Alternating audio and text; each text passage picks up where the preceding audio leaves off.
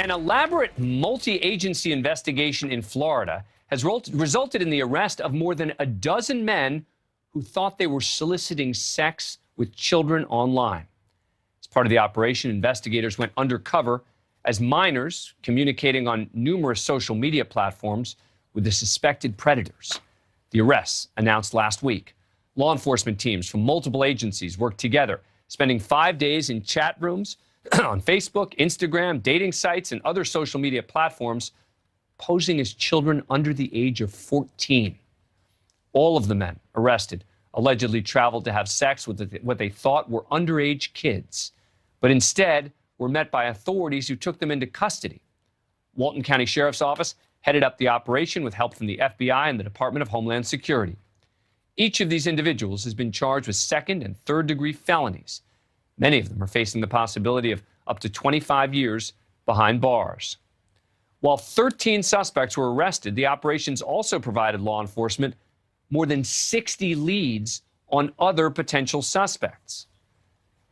Joining us now from Walton County, Florida, Captain Dustin Cosin from the Walton County Sheriff's Office, Criminal Investigations Bureau, and Heather Tice, an investigator for the Sheriff's Office who oversaw the sting. Thank you both so much for coming on the show. Really appreciate it. Our first captain, please tell me what led your team to actually start this investigation. Yeah, I just got the... Yeah, so Dan, a lot of planning goes into these, a lot of foresight and a lot of work after the fact. Again, coordination for this operation between Walton County Sheriff's Office, but also multiple other agencies locally, as well as FDLE, FBI, Homeland Security, NCIS, and just a plethora of other agencies to kind of make this happen. Right. Captain, I guess my question is, what led you to start it at all? Well, just basically, we know that these are occurring all the time. So we're taking a proactive approach to kind of seek out these predators and then work to get them caught, solicit them to come and travel and get them arrested. Again, these are bad people that we're, again, taking that proactive approach to arrest them. Yeah. Investigator Tice, how did the undercover part work? Who was involved? How did you do it? Like Captain Cosin said, a lot of departments were involved in this. So those departments have trained investigators that know what to say and what not to say. They were all in a room together and they set up undercover profiles on social media.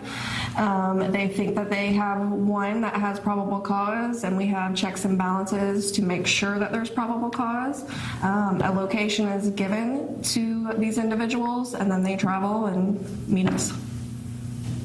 Now, how about the arrests? We have these pictures. Is this like the old Dateline series where you have a young-sounding girl in the background or on the phone with them, sort of pretending to be that young girl that they thought that they were going to meet there? I think that there's multiple levels of very similar to the Dateline, I'm Chris Hansen series and show, that there's multiple levels to that. I'll let Investigator Tice talk a little bit more about that. It's a little bit more strict than that. Like I said, we have checks and balances of what we can say and what we can't say. But yeah, we do have some investigators that sound like 13-year-old girls, and they'll be chatting with them on the phone. Wow. Captain, in so many of these cases, you know, the defendants claim they were entrapped. What did you do to avoid that? You knew that you must have known ahead of time that's going to be the defense. That's what they're going to claim. What do you do ahead of time to ensure that you're protected against that sort of defense? Absolutely. So then we have everybody from the investigators and the people that have the specialized skills to work on the front end, as well as having prosecutors engaged with the operation so that we are, again, we have those checks and balances all the way through the operation. Again, on site, we have evidence recovery, we have the investigators acting in undercover capacities, but also, again, we have those prosecutors kind of standing there over the shoulder of the chatters to make sure that we are doing things how we should do for that successful prosecution, so we can hold these individuals accountable, but also hopefully prevent these individuals from seeking out live victims, because that's what the ultimate goal is. Investigator Tice, were there any of these guys that struck out stuck out to you as particularly egregious in sort of the facts of what happened? I don't think one in particular stuck out. We had investigators interviewing these people afterwards, and those investigators got an 80% confession rate. There was one individual that's stuck to it and said that it wasn't him, but other than that, all of them confessed to what they were doing. And Captain, talking about the other leads, I mean, yes, we're talking about 13 arrests here, but you've also gotten 60 other potential leads. What does that mean when you say you have leads, and what are you going to do with those? That means a lot of work for Investigator Tice and the rest of the investigators here at Baldwin County.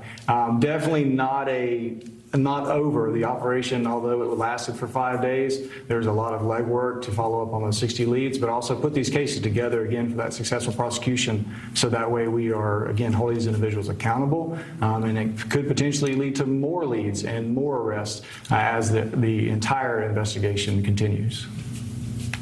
All right.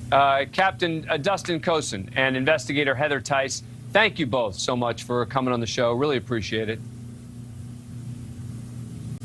Thank you, Dan. Thank you for watching. Click the red subscribe button below so you can get more of NewsNation's fact-driven, unbiased coverage.